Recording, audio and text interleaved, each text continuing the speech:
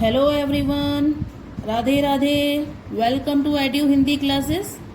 मैं अंजुश्री मैम आपका स्वागत करती हूँ आज फिर एक नई वीडियो के साथ। लास्ट वीडियो में मैंने सीबीएसई क्लास 9 हिंदी 1 गिल्लू कहानी की सीरीज कंप्लीट कर दी थी। आप लोग प्लेलिस्ट में जाकर चेक कर सकते हैं। आज फिर मैं सीबीएसई स्टूडेंट क्लास 9 का ही टॉपिक लेकर आई हूँ, स्मृति। तो इसके बारे में डिटेल में बताने से पहले प्लीज चैनल को लाइक, सब्सक्राइब और शेयर करना ना भूलें। बेल आइकन प्रेस कर दें। आप लोग बेल आइकन प्रेस करना भूल रहे हैं, चैनल का लिंक शेयर करना भूल रहे हैं। प्लीज ऐसा ना करें बिल्कुल भी। ज्यादा से ज्यादा लिंक शेयर करें, ज्यादा से ज्यादा चैनल सब्सक्राइब करें, ज्यादा से ज्यादा स्टूडेंट्स को चैनल के साथ जोड़ें। ठीक है, ये आप लोग की रिस्पॉन्सिबिलिटी है जो मैम आप लोग को दे रही है। तो देखती हूँ कितने सब्सक्राइबर बढ़ते हैं अब मेरे, और कितने अपने चैनल के बढ़ते हैं, और कितने अपने और दोस्त नए जुड़ते हैं। ठीक है, तो कहानी के बारे में पढ़ते हैं। कहानी है स्मृति, श्री राम शर्मा की। इसमें श्री राम शर्मा जो लेखक हैं वो अपने कुछ बचपन की स्मृतियों को, यादों को याद करते हुए कुछ बातें हमें बता रहे हैं, कुछ किस्से बता रहे हैं। वो कहते हैं कि जब वो छोटी उम्र के थे तो अपने बड़े भाई से बहुत डरते थे।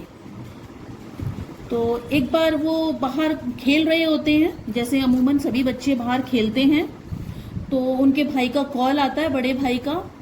तो वो डर जाते हैं भाई कि क्या बात है, भाई साहब ने क्यों बुलाया है मेरे को। डरते डरते पहुंचते हैं भाई साहब के पास। तो भाई साहब बड़े विनम्र तरीके से उनको 3 चिट्ठियां हाथ में थमा देते हैं और कहते हैं कि इनको पोस्ट करके आना है। उस समय चिट्ठियों का ज़माना ना था, सोशल मीडिया तो था नहीं कि भाई अभी गए मैसेज टाइप किया और मैसेज पहुंच गया, डिजिटल मैसेज कर दिया, ऐसा तो कुछ भी नहीं था। उस समय तो चिट्ठियों का ज़माना था, तो चिट्ठियां डालने के लिए बोला। उनकी जान में जान आई कि चलो डांट तो नहीं पड़ी कम से कम। अब उनकी जो उन्होंने वेशभूषा पहनी हुई थी, जो हाफ पैंट पहनते थे, कमीज पहनी हुई थी, उसमें कोई उनके जेब वगैरह थी नहीं। तो उन्होंने जो सर पे टोपी पहन रखी थी उसी के अंदर जो है वो तीनों चिट्ठियां डाल ली और निकल पड़े। साथ में छोटा भाई भी था, ले लिया उसको भी साथ में। अब चलते चलते रास्ते में क्या हुआ कि चिट्ठियां जो है सूखे कुएं में गिर गई।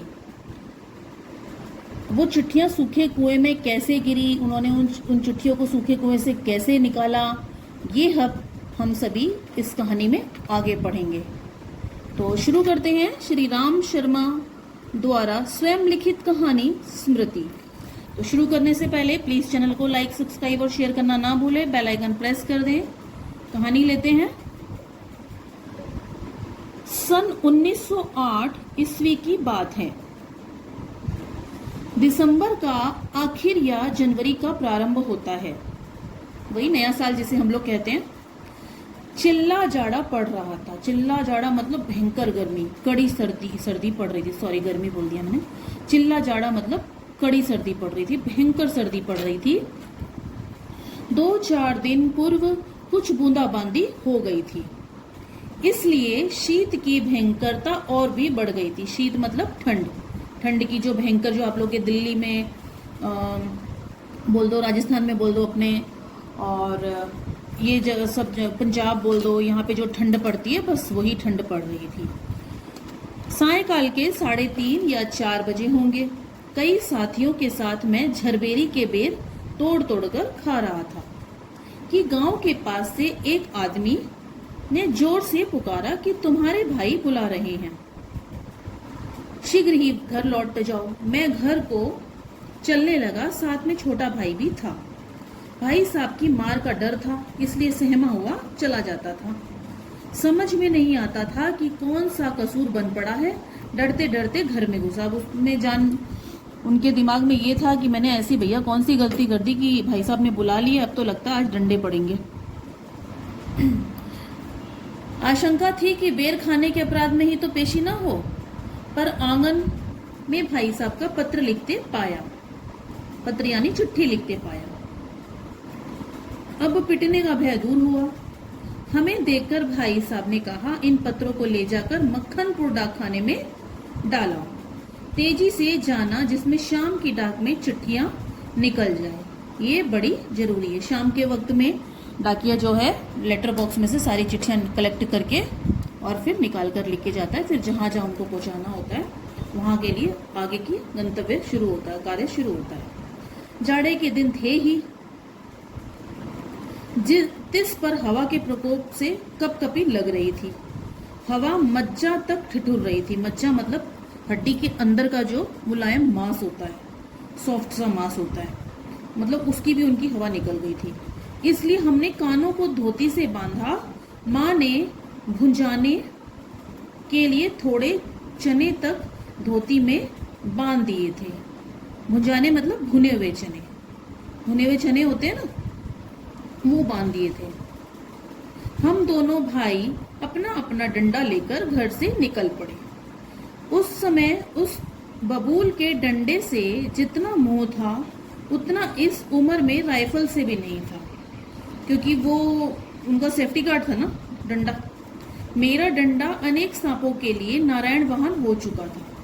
मतलब वो लोग सांपों के खेल में माहिर हो चुके थे और हर बार जीत उन्हीं की होती थी सांपों के खेल में। इस डंडे से उन्होंने कई अनेक सांप जो है मार गिराए थे। नेक्स्ट लेते हैं।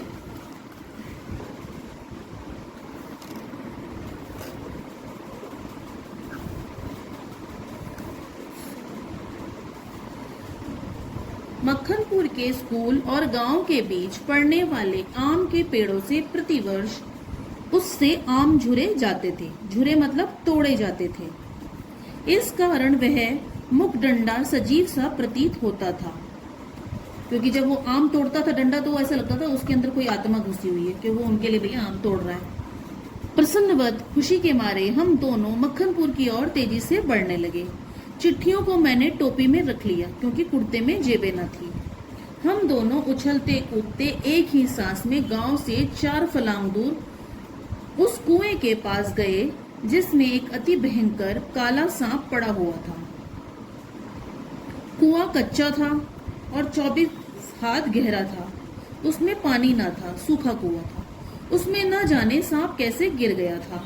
कारण कुछ भी हो, हमारा उसके कुएं में होने का ज्ञान केवल 2 महीने का था। 2 महीने का किस लिए था? क्योंकि ये लोग इस कुएं पे अक्सर आते थे और यहाँ पे इस सांप के संग, डंडे के संग खेल खेलते थे और सांप को मारते थे और रोज आके पत्थर फेंका करते थे। ठीक है, पूरी टोली के साथ में आते थे, ग्रुप के साथ में। बच्चे नटखट होते ही हैं। मक्खनपुर पढ़ने जाने वाली हमारी टोली पूरी बानर टोली थी। एक दिन हम लोग स्कूल से लौट रहे थे कि हमको कुएं में उझकने की सूझी। उझकने की मतलब झांक कर देखने की सूझी। सबसे पहले उझकने वाला मैं ही था। मतलब लेखक जो हैं थोड़े शरारती टाइप के थे बचपन में। कुएं में झांक कर एक ढेला फेंका, ढेला मतलब पत्थर फेंका कि उसकी आवाज कैसी होती है। उसके सुनने के बाद अपनी बोली की प्रतिध्वनि, प्रतिध्वनि जानते हैं ना, कहीं हम सुनसान जगह पे आवाज करते तो वो वापस घूमकर हमारे पास आती है, उसी को कहते हैं प्रतिध्वनि, गूंजना। सुनने की इच्छा थी, पर कुएं में जो ही ढेला गिरा त्यों ही एक फुसकार सुनाई दी। फुसकार किसकी थी? सांप की थी। अंदर सांप था, सूखे कुएं के अंदर। कुएं के किनारे खड़े हुए हम सब बालक पहले तो उस फुसकार से ऐसे चकित हो गए जैसे किलौले करता हुआ मृग समूह अति समीप के कुत्ते की भौंक से चकित हो जाता है। किलौले मतलब क्रीड़ा करता हुआ, दौड़ता हुआ जो हिरण होता है ना, मृग समूह। किसका? हिरण का समूह। एक जैसे कुत्ता उनके पास में भौंकता है तो वो अचानक से पीछे मुड़ के देखते हैं ना, हिरण चौंक के देखते हैं, वैसे ही हम लोग भी इस तरीके से एकदम चौंक गए। उसके उपरांत सभी ने उछल उछल कर एक ढेला फेंका और कुएं से आने वाली क्रोधपूर्ण फुसकार पर कह कहे लगाए। उनके लिए तो बस थोड़ी सी देर में वो सारी बात नॉर्मल हो गई। गांव से मक्खनपुर जाते और मक्खनपुर से लौटते समय प्राय प्रतिदिन ही कुएं में ढेले डाले जाते थे। मैं तो आगे भागकर आ जाता था और टोपी को एक हाथ से पकड़कर दूसरे हाथ से ढेला फेंकता था। मतलब उन लेखक की रोज की ये आदत थी, रोज की उनकी दिनचर्या बन गई थी कि वो इस कुएं में एक ढेला डालते थे और ढेला डाल के अपने सर की टोपी को जैसे जी हुजूर ऐसे करके हाथ से टोपी को ऐसे अभिवादन करते हैं वैसे करते थे। जितनी बार वो ढेला फेंकते थे उतनी बार टोपी को इसी तरीके से अभिवादन करते थे। ये रोजाना की आदत सी हो गई थी। सांप से फुसकार करवा लेना उस समय बड़ा काम समझता था। इसलिए जैसे ही हम दोनों उस कुएं की ओर निकले, कुएं में ढेला फेंककर फुसकार सुनने की प्रवृत्ति मतलब आदत जागृत हो गई। मैं कुएं की ओर बढ़ा छोटा भाई मेरे पीछे ऐसे हो लिया जैसे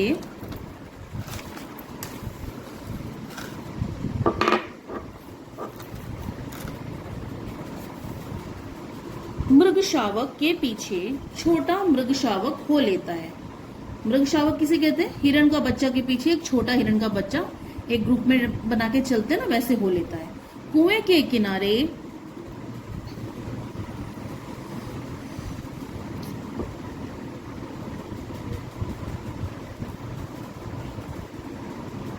कुएं के किनारे से एक ढेला उठाया और उछलकर एक हाथ से टोपी उतारते हुए सांप पर ढेला गिरा दिया, पर मुझ पर तो बिजली सी गिर पड़ी। सांप ने फुसकार मारी या नहीं, ढेला उसे लगा या नहीं, यह बात अब तक स्मरण नहीं है। टोपी के हाथ में लेते ही तीनों चिट्ठियां चक्कर काटती हुई कुएं में गिर गईं।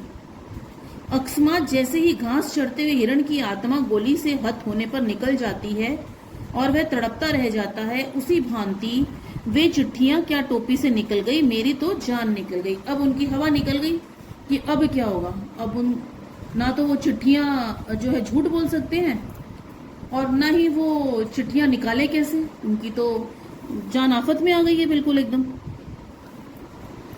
उनके गिरते ही मैंने उनको पकड़ने के लिए एक झपटा भी मारा, ठीक वैसे जैसे घायल शेर शिकारी को पेड़ पर चढ़ते देख उस पर हमला करता है। पर वे तो पहुंच से बाहर हो चुकी थी। उनको पकड़ने की घबराहट में मैं स्वयं झटके के कारण कुएं में गिर गया होता। कुएं की पाट पर बैठे हम रो रहे थे, छोटा भाई डांडे मारकर और मैं चुपचाप आंखें डबडबाकर। डांडे मारकर छोटा भाई मतलब बहुत जोर जोर से रोने लगा और मैं चुपचाप अब असमंजस की स्थिति में था, अनिश्चितता की स्थिति में था कि अब मैं क्या करूं। बड़ी मुश्किल में उनकी जान आ गई है। पतीले में तूफान आने से ढकना ऊपर उठ जाता है और पानी बाहर टपक जाता है। निराशा, पिटने के भय और उद्वेग से रोने का उफान आता था। मतलब जिस तरीके से पानी, जब हम पानी किसी भगोने में डालकर गरम करते हैं तो जब उसकी भाप निकलती है, स्टीम निकलती है, तो स्टीम का जो ऊपर ढक्कन है ऊपर होता है लेकिन वो तो बाहर निकलता ही है। उसी तरीके से अब उनकी हालत भी हो गई थी। पिटने के भय और उद्वेग से रोने का उफान आता था। मतलब अब उनके भी आंसू बाहर आ रहे थे पिटने के डर से कि अब तो बड़े भाई साहब जोर की मारेंगे।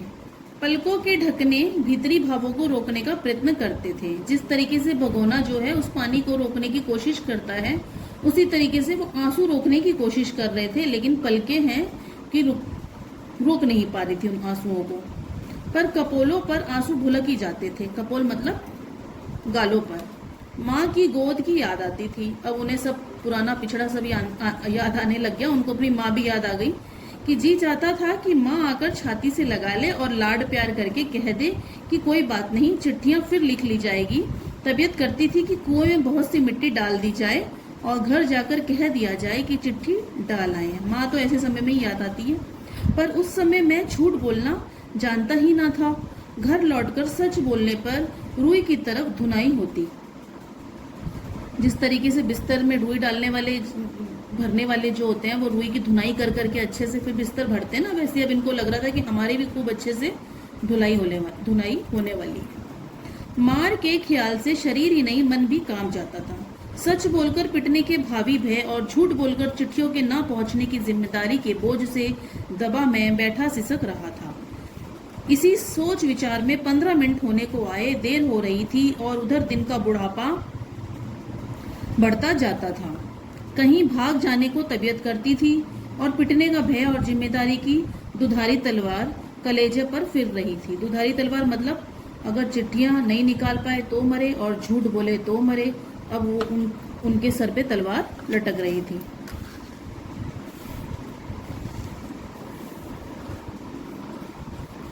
दृढ़ संकल्प से दुविधा की बेड़ियां कट जाती है। मतलब अगर हम कुछ ठान ले तो परेशानियां अपने आप रास्ता छोड़ देती हैं। मेरी दुविधा भी दूर हो गई। कुएं में घुसकर चिट्ठियों को निकालने का निश्चय किया।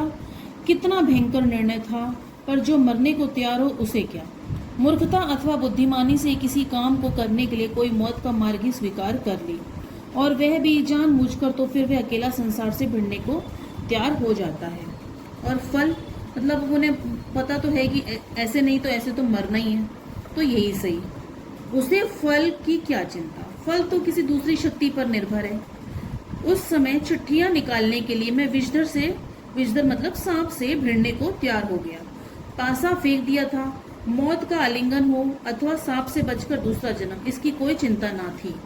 या तो चिट्ठियां मिलेगी या सांप से के काटने से मौत का आलिंगन होगा, दोनों में से कुछ एक होगा, लेकिन उन्हें इसका तनिक भी भय न था। पर विश्वास यह था कि डंडे से सांप को पहले मार दूंगा, तब फिर चिट्ठियां उठा लूंगा। बस इसी दृढ़ विश्वास के बूते पर मैंने कुएं में घुसने की ठान ली। छोटा भाई रोता था। उसके रोने का तात्पर्य था कि मेरी मौत मुझे नीचे बुला रही है। यद्यपि वह शब्दों से न कहता था, वास्तव में मौत सजीव और नग्न रूप में कुएं में बैठी थी। मतलब पूरी तरह से साफ तौर पे दिख रहा था कि सांप से लड़ने का कोई भी रास्ता जो उसने पकड़ा है वो सही नहीं है, क्योंकि हार उसी की होनी है। इस पर छोटा भाई भी परेशान था और उसे भी दिख रहा था कि मौत 99% उसके हक में है और 1% जीत है। बट जो ठान लिया सो ठान लिया। छोटा भाई नंगा हुआ, एक धोती मेरी, एक छोटे भाई की, एक चने वाली 2 कानों से बंधी हुई धोतियां, 5 धोतियां और कुछ रस्सी मिलाकर कुएं की गहराई के लिए काफी हुई।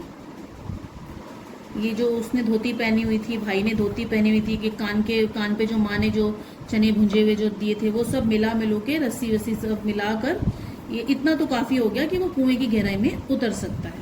हम लोगों ने धोतियां एक दूसरे से बांधी और खूब खींच कर आजमा लिया कि गांठें कड़ी हैं या नहीं। अपनी ओर से कोई धोखे का काम न रखा। धोती के सिरे पर डंडा बांधा और उसे कुएं में डाल दिया। दूसरे सिरे को डेंग व लकड़ी जिस पर चरस पुर टिकता है के चारों ओर एक चक्कर देखकर और एक गांठ लगाकर छोटे भाई को दे दिया। छोटा भाई केवल 8 वर्ष का था, इसलिए धोती को डेंग से कड़ी करके बांध दिया और तब उसे खूब मजबूती से पकड़ने के लिए कहा। मैं कुएं में धोती के सहारे घुसने लगा। छोटा भाई रोने लगा। मैंने उसे आश्वासन यानी भरोसा दिलाया कि मैं कुएं के नीचे पहुंचते ही सांप को मार दूंगा, और मेरा विश्वास भी ऐसा ही था। कारण यह था कि इससे पहले मैंने अनेक सांप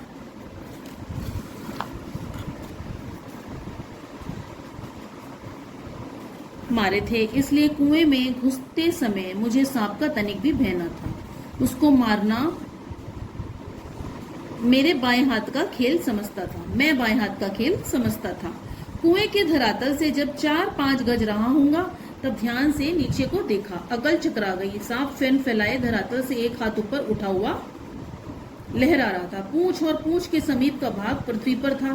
आधा अग्रभाग ऊपर उठा हुआ मेरी प्रतीक्षा कर रहा था। नीचे डंडा बंधा था। मेरे उतरने की गति से जो इधर उधर हिलता था, उसी के कारण शायद मुझे उतरते देख सांप घातक यानी कि जो बहुत ज्यादा नुकसान पहुंचाने की स्थिति में बैठा था, जो चोट पहुंचाता है, कि आसन पर बैठा था।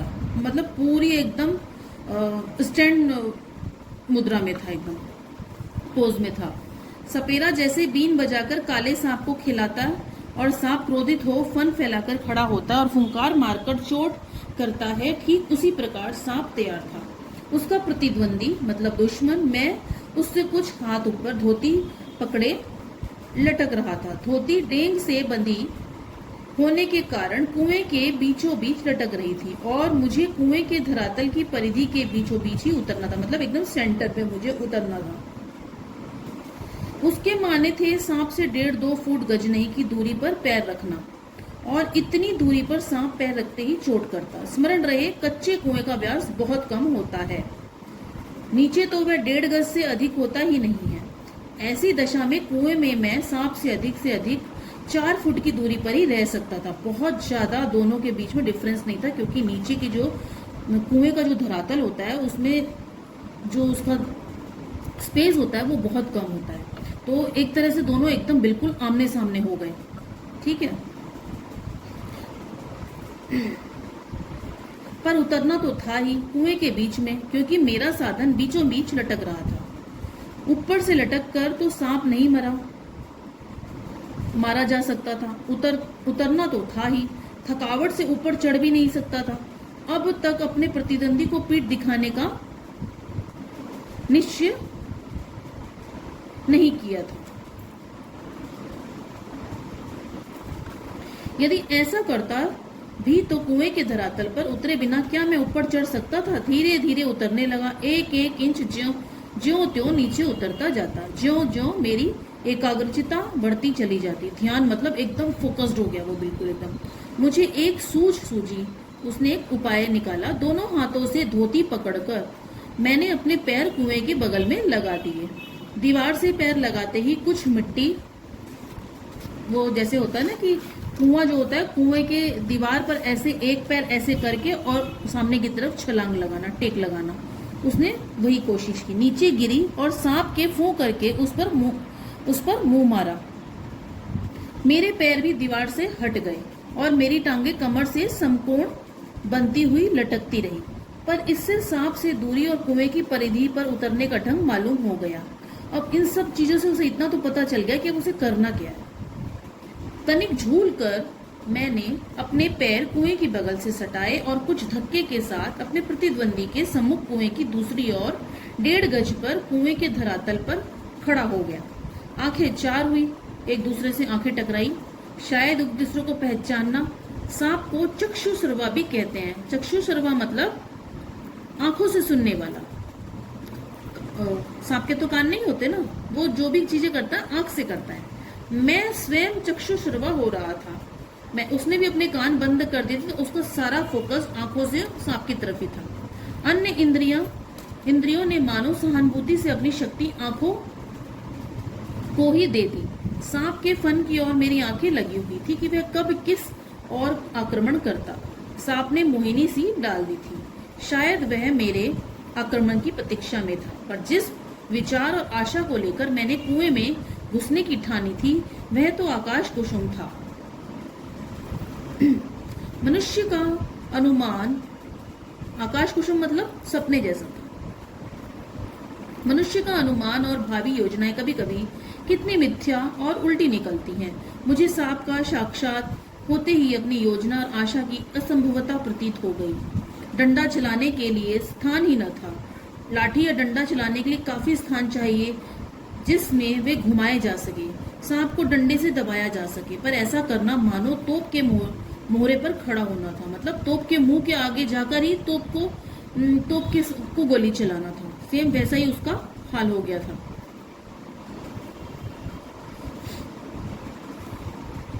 लाठी या डंडा चलाने के लिए काफी स्थान चाहिए जिसमें वे घुमाया जा सके, सांप को डंडे से दबाया जा सके। पर ऐसा करना मानो तोप के मोहरे पर खड़ा था। यदि फन या उसके समीप का भाग न दबा तो फिर वह पलटकर जरूर काटता, और फन के पास दबाने की कोई संभावना भी होती तो फिर उसके पास पड़ी हुई तो चिट्ठियों को कैसे उठाता।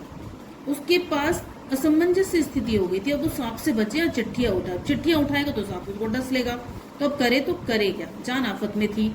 2 चिट्ठियां उसके पास उससे सटी हुई पड़ी थी और एक मेरी और थी। मतलब 2 चिट्ठियां सांप ने दबा रखी थी और एक चिट्ठी उसकी तरफ थी थोड़ी सी। मैं तो चिट्ठियां लेने ही उतरा था। हम दोनों अपने पैंतरों पर डटे थे। पैंतरों मतलब अपनी अपनी मुद्रा स्थिति में, अपने अपने फाइटिंग स्टंट में थे। पर आसन पर खड़े खड़े मुझे 4-5 मिनट हो गए। दोनों ओर से मोर्चे पड़े हुए थे, पर मेरा मोर्चा कमजोर था। कहीं सांप मुझ पर झपट पड़ता तो मैं यदि बहुत करता तो उसे पकड़कर कुचलकर मार देता। पर वह तो अचूक तरल विष मेरे शरीर में पहुंचा ही देता। मतलब अचूक मतलब जिसका वार खाली नहीं जाता, उसका अगर विष मेरे शरीर से लगा और मैं तो गया तो वो अचूक हो गया। अब तक सांप ने वार न किया था, इसलिए मैंने भी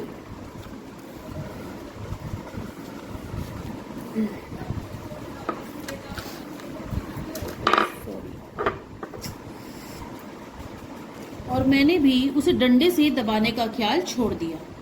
ऐसा करना उचित भी न था। अब प्रश्न था कि चिट्ठियां कैसे उठाई जाए। बस एक सूरत थी, डंडे से सांप की ओर से चिट्ठियों को सरकाया जाए। यदि सांप टूट पड़ा तो कोई चारा नहीं, कुर्ता था और कोई कपड़ा ना था जिससे सांप के मुंह की ओर करके उसके फन को पकड़ लो। उसके पास कोई कपड़ा भी एक्स्ट्रा नहीं था कि जिससे अगर वो फन फैलाए भी तो उसके मुंह पे वो कपड़ा फेंक दे और चिट्ठियां खींच ले।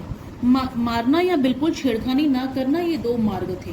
सो पहला मेरी शक्ति के बाहर था, बाध्य होकर दूसरे मार्ग का अवलंबन करना पड़ा, मतलब सहारा लेना पड़ा। डंडे को लेकर ज्यों ही मैंने सांप की दाईं ओर पड़ी चिट्ठी की ओर उसे बढ़ाया कि सांप का फन पीछे की ओर हुआ। धीरे धीरे डंडा चिट्ठी की ओर बढ़ा और ज्यों ही चिट्ठी के पास पहुंचा कि फुंकार के साथ काली बिजली तड़पी और डंडे पर गिरी। अरे उस डंडे से दबाने का ख्याल छोड़ दिया। ऐसा करना उचित भी ना था। अब प्रश्न था कि चिट्ठियां कैसे उठाई जाए। बस एक सूरत थी, डंडे से सांप की ओर से चिट्ठियों को सरकाया जाए। यदि सांप टूट पड़ा तो कोई चारा ना था, कुर्ता था और कोई कपड़ा ना था जिससे सांप के मुंह की ओर उसके फन को पकड़ लो। उसके पास कोई एक्स्ट्रा कपड़ा नहीं था जिससे कि सांप के मुंह पर फेंक कर सांप का जो है ध्यान है भंग करके और वो चिट्ठियां खींच ले।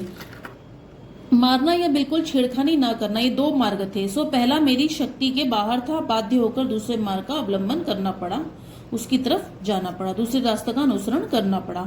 डंडे को लेकर ज्यों ही मैंने सांप की दाईं ओर पड़ी चिट्ठी को और से बढ़ाया कि सांप का फन पीछे की ओर हुआ। धीरे धीरे डंडा चिट्ठी की ओर बढ़ा और मैं ज्यों ही चिट्ठी के पास पहुंचा कि फुंकार के साथ काली बिजली तड़पी और डंडे पर गिरी।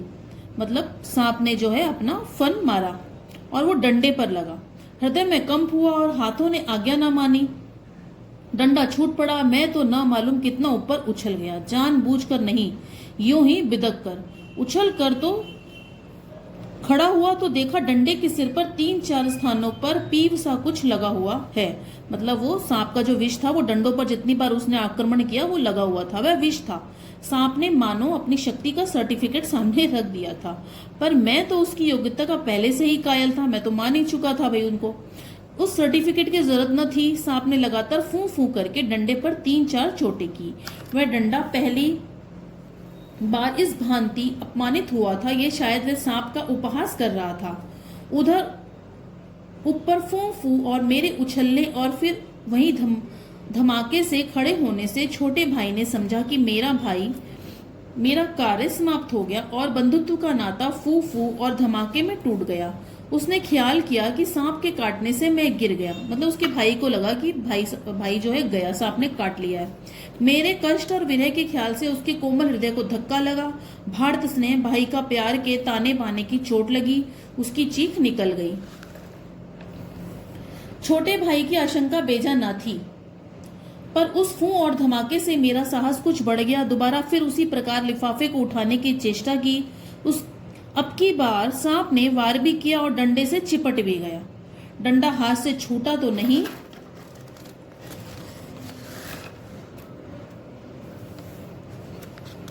झिझक, सहम अथवा आतंक से अपनी ओर को खिंच गया और गुंजलक मारता हुआ सांप का पिछला भाग मेरे हाथों से छू गया। गुंजलक मतलब गुत्थी मारता हुआ, ठीक है, वो जो सांप ऐसे घूमता हुआ आता है ना, उसी तरीके से। उफ, कितना ठंडा था। डंडे को मैंने एक और पटक दिया। यदि कहीं उसका दूसरा वार पहले होता तो उछलकर मैं सांप पर गिरता और ना बचता, लेकिन जब जीवन होता है तब हजारों ढंग बचने के निकल आते हैं। वह देवी कृपा थी। डंडे के मेरी ओर खिंच आने से मेरे और सांप के आसन बदल गए। मैंने तुरंत ही लिफाफे और पोस्टकार्ड चुन लिए, चिट्ठियों को धोती की छोर में बांध दिया और छोटे भाई ने उन्हें ऊपर खींच लिया। डंडे को सांप के पास से उठाने में भी बड़ी कठिनाई पड़ी। सांप उससे खुलकर उस पर धरना देकर बैठा था। जीत तो मेरी हो चुकी थी, पर अपना निशान गवा चुका था। आगे हाथ बढ़ाता तो सांप हाथ पर वार करता, इसलिए कुएं की बगल में एक मुट्ठी मिट्टी लेकर मैंने उसकी दाईं ओर फेंकी कि वह उस पर झपटा। उसने उसका ध्यान भटकाने की कोशिश की, कुएं की मिट्टी लेके और दूसरी तरफ फेंकने की कोशिश की और सांप का ध्यान उधर चला गया। और मैंने दूसरे हाथ से उसकी बाईं ओर से डंडा खींच लिया, पर बात की बात में मैंने उसने दूसरी ओर भी वार किया। यदि बीच में डंडा न होता तो पैर में उसके दांत गड़ गए होते। अब ऊपर चढ़ना कोई कठिन काम न था।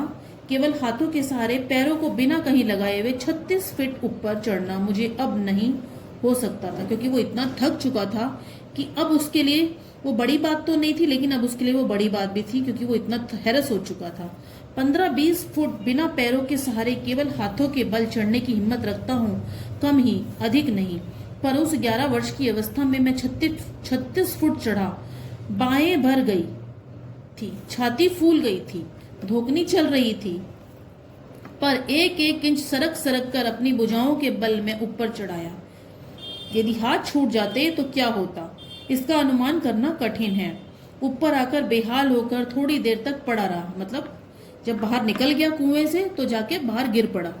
देह का झाड़ झूर कर, मतलब शरीर को झाड़ झूड़ कर, बाद में मिट्टी झाड़ी, धोती कुर्ता पहना। फिर किशनपुर के लड़के को, जिसने ऊपर चढ़ने की चेष्टा को देखा था, मतलब एक लड़का उसको ये सब करते हुए देख लिया था, उसने सब कुछ देख लिया था, तो उसको फिर समझाया ताकीद करके, मतलब उसके मान मुनव्वर की कि भाई तू घर जाके कुछ मत बताना करके, कि वह कुएं वाली घटना किसी से ना कहे, हम लोग आगे बढ़े। सन 1915 में मैट्रिक्यूलेशन पास करने के उपरांत यह घटना मैंने माँ को सुनाई। सजल नेत्रों से माँ ने मुझे अपनी गोद में ऐसे बिठा लिया जैसे चिड़िया अपने बच्चे को डेने के नीचे छिपा लेती है। डेने मतलब दोनों पंखों के नीचे, ऐसे चिड़िया या कोई भी पक्षी अपने अंडे को या बच्चे को छुपा लेता है ना, वैसे ही। कितने अच्छे थे वे दिन। उस समय राइफल ना थी, डंडा था, और डंडे का शिकार कम से कम उस सांप का शिकार राइफल के शिकार से कम रोचक और भयानक था। तो आज हमारी ये सीबीएसई क्लास 9 हिंदी से स्मृति कहानी श्री राम शर्मा द्वारा स्वलिखित कहानी खत्म होती है। और इसी के साथ में मैं आप लोगों से 3 प्रश्न करती हूँ। उन तीनों प्रश्नों के उत्तर आप मुझे कमेंट बॉक्स में जरूर से जरूर दें। भाई साहब छोटे भाई को कितनी चिट्ठियां देते हैं? लेखक चिट्ठियों को किस में रखते हैं? और लेखक चिट्ठियां कहाँ गिरा देता है? और अंत में चिट्ठियों को निकालते वक्त ये पूरी चेष्टा कौन देखता है? तो इन सब के जवाब आप कमेंट बॉक्स में जरूर से दें, जिससे मुझे इस बात का पता लगे कि आप लोगों ने कहानी का एक्सप्लेनेशन बहुत अच्छे से सुना और आप लोगों को कहानी अच्छे से समझ में आ गई है। ठीक है, तो इसी के साथ में वीडियो पॉज करती हूँ। राधे राधे, जय Shri Krishna. Study heart channel को लाइक, सब्सक्राइब और शेयर करना ना भूले, बेल आइकन प्रेस कर दें।